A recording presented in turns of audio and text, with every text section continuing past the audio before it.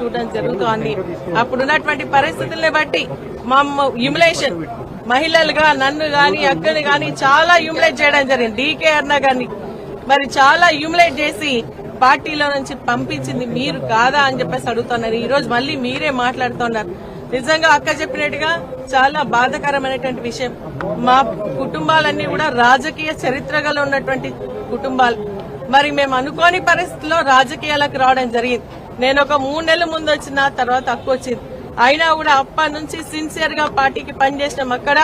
ఇక్కడ కూడా కేసీఆర్ గారి నాయకత్వంలో పనిచేస్తా ఉన్నాం. వాళ్ళు ఏంటంటే ఈ రోజు మరి కావాలని మమ్మల్ని మరి డిమోరలైజ్ చేయాలని, ఎందుకంటే మేము ఏదో ఒకటి మాట్లాడుతూ ఉంటాం. ప్రభుత్వ పరంగా ఉన్నటువంటి తప్పులను ఎత్తడానికి మేమిద్దరం మాట్లాడుతూ ఉన్నాం. కేటీఆర్ గారు మాట్లాడుతున్నటువంటి సమయంలో మేము శ్రద్ధగా వింటా ఉన్నాం. ఎందుకంటే వారు చెప్పినటువంటి మాటలు ఏవైతే ఉన్నాయో జూనియర్ శాసనసభ